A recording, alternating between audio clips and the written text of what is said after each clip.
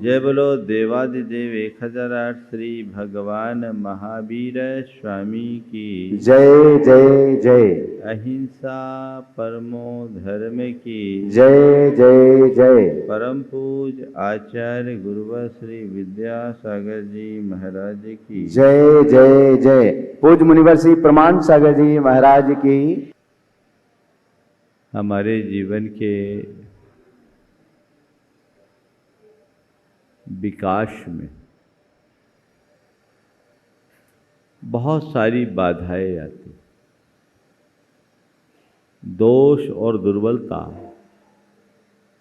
हमारे जीवन की प्रगति को अवरुद्ध करती है, और न केवल प्रगति अवरुद्ध करती है अपितु हमारे जीवन की समरसता को भी खंडित करती है।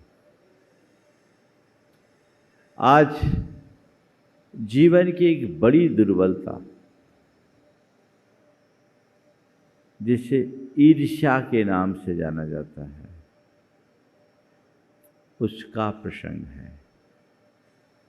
ईर्ष्या एक ऐसा मनोविकार है जो हमारे जीवन के आंतरिक ऐश्वर्य को लील जाता है। हमारे दुर्बलताएं तो अनेक हैं, पर इनमें दो दुर्बलता ज़्यादा प्रमुख दिखती है, वह है क्रोध और दूसरा है ईर्ष्या। पुरुषों में क्रोध की अधिकता दिखती है तो महिलाओं में ईर्ष्या का बाहुल्य दिखता है। ये दोनों दुर्बलताएं हैं। क्रोध से हमारे संबंध बिगड़ते हैं तो ईर्ष्या हमारे पूरे स्वभाव का ही विनाश कर देती है। इस ईर्ष्या भाव से बचना हमारा पहला ध्येय होना चाहिए। कुरल काव्य से आज जिसकी मैं चर्चा करने जा रहा हूँ उसका पहला सूत्र है, ईर्ष्या के विचारों को अपने मन में न आने दो, क्योंकि ईर्ष्या से रहित होना ही धर्माचरण का सही रूप है। जिस व्यक्ति के हृदय में ईर्ष्या की अग्नि विदग्ध रहती है वो कभी धर्मी नहीं हो सकता। अपने अंतरंग को टटोल कर देखो,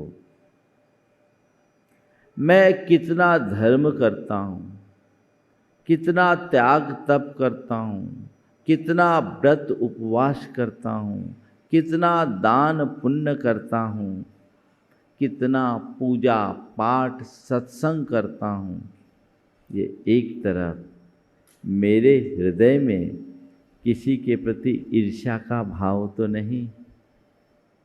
यदि ऐसा कुछ है तो समझना मेरा सारा धर्म ऊपरी है, भीतर से उसका कोई संबंध नहीं।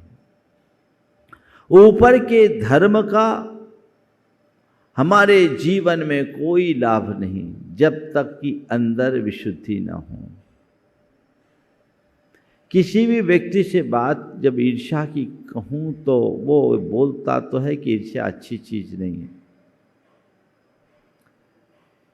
पर हमें ये देखना और जानना है कि मेरे हृदय में ईर्ष्या तो नहीं पल रही। आज 4 संदर्भ में मैं आपसे ईर्ष्या की बात करूंगा। ईर्ष्या का लक्षण, ईर्ष्या का कारण, ईर्ष्या का परिणाम और ईर्ष्या का निवारण। लक्षण, कारण, परिणाम और निवारण, है ना। कोई बीमारी है, पकड़ना है तो उसके लक्षण तो पहले पकड़ने होंगे। मेरे देखे ईर्ष्या के 4 लक्षण हैं। सबसे पहला, किसी की प्रगति को न देख पाना।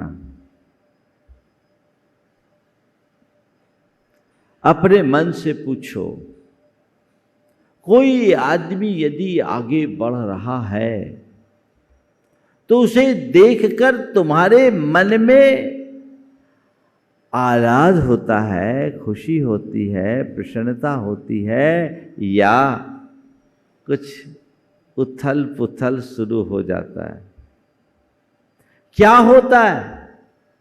यदि तुम्हारे मन में किसी की प्रगति से सकारात्मक प्रतिक्रिया है तो तुम धर्मी कहलाने के अधिकारी होगे, लेकिन किसी को बढ़ता देख तुम्हारा मुंह बनता है, मुंह बिगड़ता है, तय मानना भीतर सब गड़बड़ है। अब ईर्ष्या की आग लग गई है और ये आग तुम्हें ही भस्म करेगी, दूसरे को नहीं।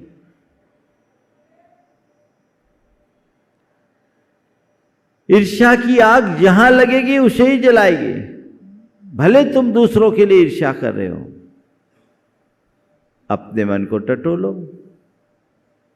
आप लोग रोज मेरी भावना में बोलते हो, देख दूसरों की प्रगति को कभी न ईर्ष्या भाव होता।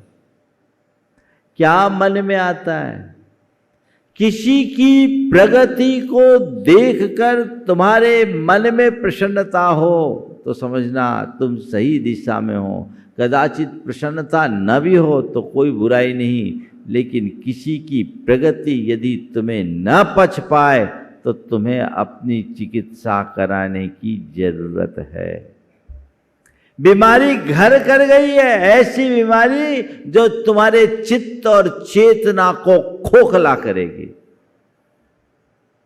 दूसरी बात, किसी की प्रशंसा न सह पाना, प्रगति नहीं देख पाना। अब कोई की प्रशंसा हो, उसकी प्रशंसा हो रही है और तुम्हारा मुंह बन रहा है। खासकर जब कोई व्यक्ति किसी व्यक्ति के सामने उसके ही अपने की कोई प्रशंसा कर दे, उसके संपर्की की कोई प्रशंसा कर दे, तो ज्यादातर क्या होता है? यदि तुम्हारे मन में किसी के प्रति प्रेम होगी तो उसकी प्रशंसा को सुनकर तुम बेहद प्रसन्न होगे।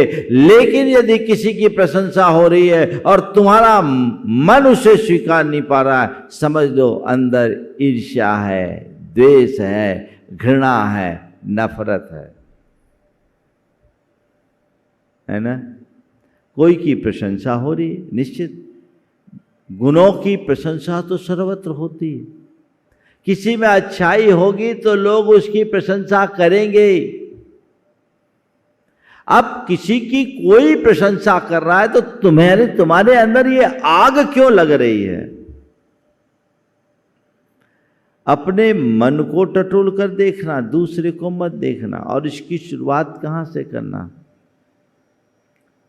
घर परिवार से करना। एक भाई के सामने दूसरे भाई की यदि प्रशंसा हो रही है, तुम्हें सहन हो रहा है कि नहीं? देवरानी की प्रशंसा जेठानी या जेठानी की प्रशंसा देवरानी के सामने हो रही है, उसे हजम हो रहा है कि नहीं?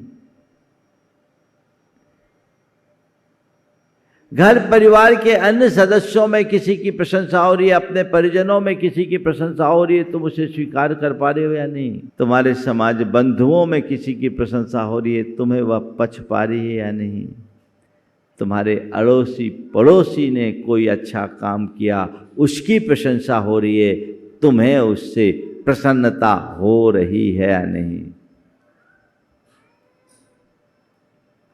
ये देखना है। बहुत मुश्किल होता है। दो व्यक्ति मेरे संपर्क में, एक बड़ा संपन्न था, दूसरा अत्यंत साधारण।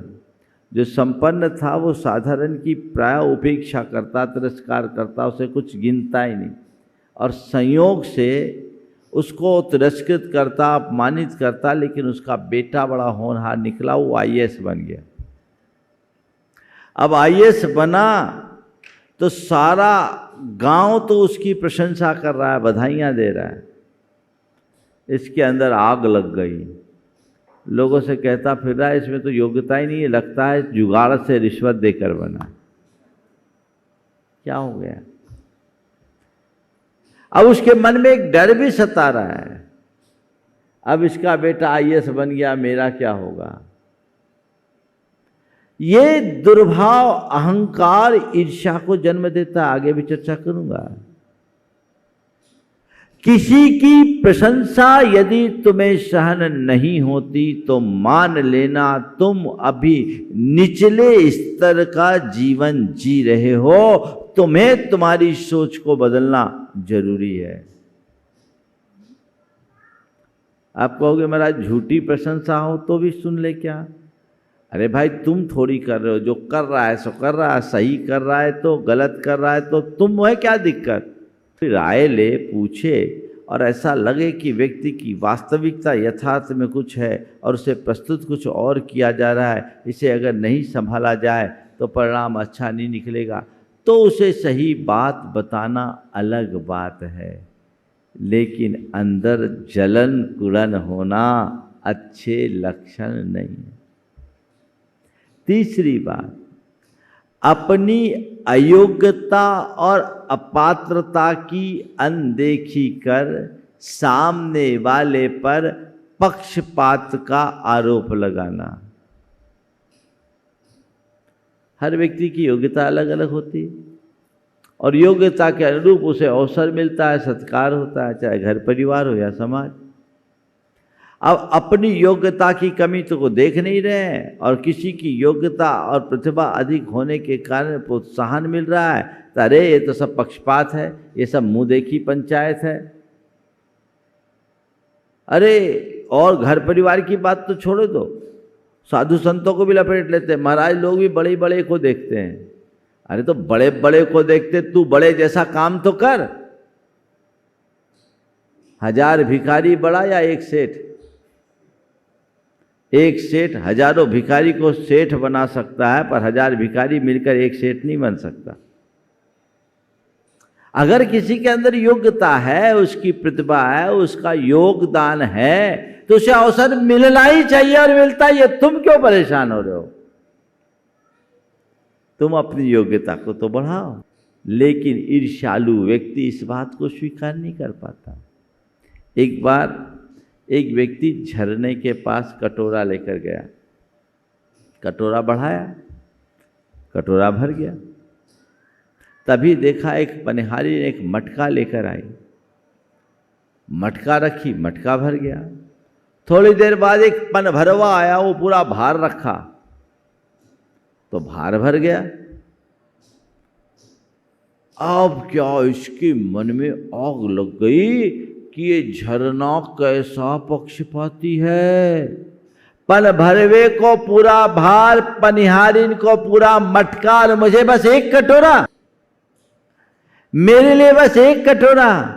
अब बताओ ऐसे लोगों के लिए झरना क्या कहे। भाई झरना तो अब भी बह रहा है, वह सब लुटा रहा है, तुम अपना पात्र तो बड़ा करो। ईर्ष्यालु अपनी पात्रता और योग्यता के विकास के लिए प्रयत्न नहीं करता, दूसरों पर पक्षपाती होने का आरोप जरूर मरता है। और चौथा लक्षण है व्यर्थ ही जलना कुढ़ना। कुछ लोगों की आदत ही होती, कुछ हो बस अपने आप जलन कुढ़न का स्वभाव बन जाता है। एक अम्मा दिनों दिन दुबली होते जा रही थी, जांच कराए कोई बीमारी न निकले। एक दिन बेटा ने पूछा कि माँ तू इतनी परेशान क्यों, तेरा वजन रोज रोज कम क्यों हो रहा। बोले क्या बताऊं, जब से पड़ोस में गायें आई हैं, सुबह से उनके घर में खूब घी दूध होता है और मथानी चलती है ना, तो मथानी जब चलती है तो वो मथानी ऐसा लगता है जैसे मेरी छाती पे चल रही है। उनके घर घी दूध है, मेरे घर कुछ नहीं, इसलिए मैं दुबली हो रही। मथानी कहीं चल रही है और छलनी किसी और का हृदय हो रहा है। ये सब ईर्ष्या के लक्षण हैं। मैं मान के चलूं इनमें से आप लोगों के अंदर एक भी नहीं है। मान लो बोलो तो क्या करूं, क्या मानूं? चारों है, बोलो, थोड़ा जम से तो बोलो, डर क्यों रहे हो? चारों है, अब क्या करना है? महाराज जो लक्षण है रहने दो, हम तो ऐसे ही जिएंगे। नहीं, इसे हटाना है, मिटाना है, तो पहले इसके कारण में जाओ। 4 कारण है। अहमन्यता, अनुदारता, असहिष्णुता और ओछी मानसिकता। इन 4 कारणों से मनुष्य के हृदय में ईर्ष्या का भाव होता है। अहमन्यता सबसे बड़ा दुर्गुण यदि मनुष्य का कोई है तो अहमन्यता है। जो हूं सो मैं ही हूं, मैं बड़ा, सब कुछ मैं। ये आम आदमी की बात जाने दो, साधु को भी नहीं छोड़ती। और उस अपने इस अहंकार की पुष्टि में अपनी आत्मा के हित को वो स्वाहा कर डालता है। उसे पता नहीं चलता कि ऐसा करके वह अपना कितना बड़ा नुकसान कर रहा है। ये अहमन्यता एक बहुत बड़ी दुर्बलता है। अपने अंदर देखो क्या लगता है। जो कुछ हूं सो मैं हूं, मैं ही सब कुछ हूं। यदि ये होगा ना तो बाजू में जो कोई दूसरा बढ़ता दिखेगा तुम उसको बर्दाश्त कर ही नहीं पाओगे। अपने रास्ते से हटाने के लिए कुछ भी करोगे, उसको डाउन करने के लिए तरह तरह के तिकड़म लगाओगे। किसी न किसी प्रकार से येन केन प्रकारेण तुम उसे अपना कांटा मानकर हटाने की कोशिश करोगे। तो ये अहमन्यता, समझ गए ना? मेरे भीतर है तो नहीं। यदि ये पनप रही है तो ईर्ष्या पनपते रहेगी, उससे बचा नहीं जा सकता।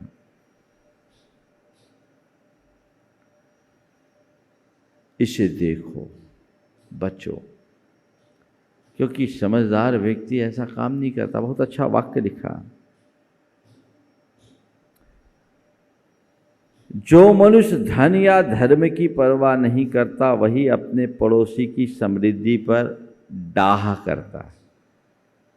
और फिर कहते हैं समझदार लोग ईर्ष्या बुद्धि से दूसरों को हानि नहीं पहुंचाते, क्योंकि उससे जो खोटा परिणाम होता है उसे वे जानते हैं। अहमन्यता एक दुर्बलता है, इसे हमें दूर करना होगा। दूसरा अनुदारता। अनुदारता क्या है? उदार व्यक्ति जो होते हैं वो सबको अपने में समाने की क्षमता रखते हैं। उनका हृदय आकाश की भांति विशाल होता है। और अनुदार जो होते हैं वो बड़े संकीर्ण मनोवृत्ति के होते हैं। वो अपने में और किसी को स्थान दे ही नहीं सकते, किसी और को प्रोत्साहित कर ही नहीं सकते, किसी और को आगे बढ़ता देख ही नहीं सकते।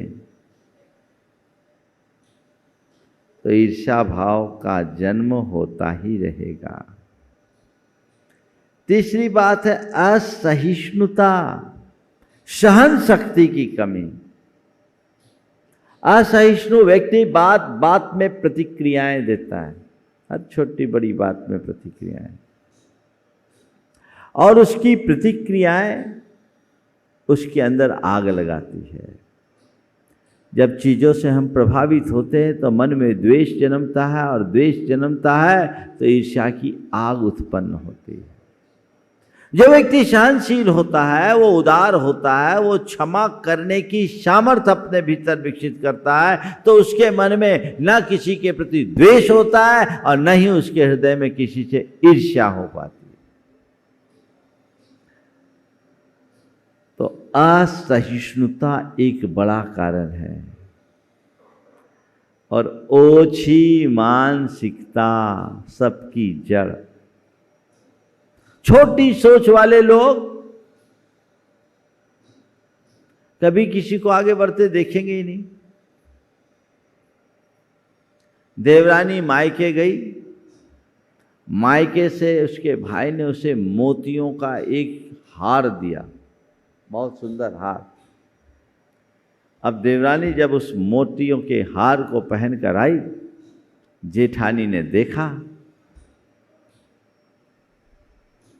तो अंदर से जल गई। पूछा ये हार कहाँ से आए? बोले मेरे भाई ने दिया।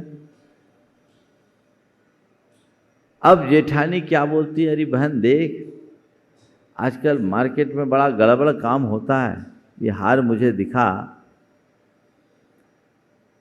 क्योंकि असली मोती बोलकर नकली दे देते हैं, तो मुझे दिखा, मैं अपने दांतों से चबा के देखूंगी, अगर असली होंगे तो बच जाएंगे, नकली होंगे तो टूट जाएंगे। तो उसकी देवरानी भी जान गई। उसने कहा ठीक कह रही है बहन, लेकिन एक बात समझो, असली मोती की पहचान के लिए दांत भी असली चाहिए, नकली दांत से उसकी पहचान नहीं होगी। असली मोती की पहचान के लिए दांत असली चाहिए। छोटी सोच वाला व्यक्ति, ओछी मानसिकता वाला व्यक्ति एक दूसरे को सुलगाने का काम करता है, बात बात में भड़क जाता है, छोटी छोटी बात को अपनी प्रतिष्ठा का प्रश्न बना लेता है, और वहां इस प्रकार की ईर्ष्या, विद्वेष, घृणा और नफरत की दुर्भावनाएं पनपने लगती है। तो ये 4 कारण हैं। इसका परिणाम क्या है? ईर्ष्या का परिणाम क्या है? विद्वेष, विरोध, वैर और विध्वंस। विद्वेष, विरोध, वैर और विध्वंस। ईर्ष्या हुई तो सबसे पहले मन में द्वेष होता है, उस आदमी के प्रति दुर्भाव आना शुरू हो जाता है, उसे देखकर व्यक्ति सहज नहीं रह पाता। और जब मन में द्वेष होता है तो फिर उसका विरोध करना शुरू करता है। वो किसी भी तरीके से विरोध करेगा, प्रतिवाद करेगा, प्रतिरोध करेगा, कई बार हिंसक प्रतिरोध भी होता है, जिससे ईर्ष्या होगी। अगर कोई मौका आएगा तो व्यक्ति उसका विरोध किए बिना रहेगा नहीं, क्योंकि विद्वेष है तो विरोध है, चाहे वो अच्छी बात हो चाहे बुरी बात। विद्वेष में विरोध होता ही है। जैसे राजनीति में होता है, तो राजनीति में एक पार्टी वाले दूसरे पार्टी वाले का विरोध करेंगे, वही उनका धर्म बना हुआ है। नीति का विरोध करना अलग बात है, लेकिन जब नीति एक तरफ और पार्टी ही विरोध हो जाए तो वो विरोध के लिए विरोध होता है। ऐसे ही जब व्यक्ति के मन में किसी के प्रति ईर्ष्या का भाव होता है तो सामने वाले की बात की कोई अहमियत नहीं, उस व्यक्ति से विद्वेष है तो उसकी बात का विरोध होगा ही होगा। बात बात में विरोध, अंदर शत्रुता का भाव बनता है, और फिर वैर की गांठ बन जाती है। क्या बनती है? वैर। विरोध जब बढ़ता है तो बैर का रूप धारण कर लेता है। विद्वेष से विरोध और विरोध से बैर। कल हमने पार्श्वनाथ भगवान के जीवन चरित्र की बात की, समझा। देखो बैर का परिणाम क्या होता है। कमठ का एक तरफा बैर 10 भव तक पीछा नहीं छोड़ा। जिसके हृदय में किसी के प्रति बैर भाव बंध जाता है तो अपना बैर भुनाने के लिए वह व्यक्ति कुछ भी करने के लिए आमादा होता है, फिर कुछ भी कर सकता है। और बैर का परिणाम विध्वंस, सर्वनाश।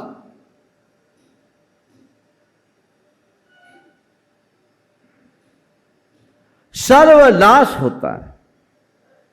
देखिए ईर्ष्या कैसा खेल खिलाती है, इसे बोल करके फिर मैं निवारण की बातें करूंगा। आज से सन 2013 की बात है।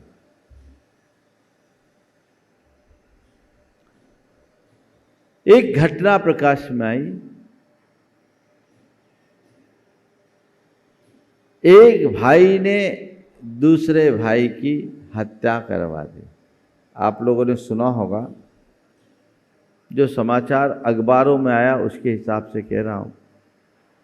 दो भाई थे, दोनों का समान व्यवसाय था और दोनों के ब्रांड नाम, मैं नाम नहीं ले रहा हूं ब्रांड का, लेकिन दोनों का ब्रांड नाम में केवल पहले अक्षर में अंतर था। समान व्यवसाय, बहुत सारी चीज़ें मुझे सेंसर करनी पड़ती है। मैं नहीं चाहता कि अब 2013 की बात फिर से 22 में ताजी हो, लेकिन अपने ही समाज के दो भाइयों की बात मैं कर रहा हूँ। दोनों का एक समान व्यापार, दोनों का ब्रांड नाम भी लगभग एक, केवल पहले अक्षर का अंतर। पर छोटे भाई का कारोबार बड़े भाई से कुछ ज्यादा चल गया। बड़े भाई का कारोबार भी कम नहीं था, लेकिन छोटे भाई का व्यापार कुछ ज्यादा चला।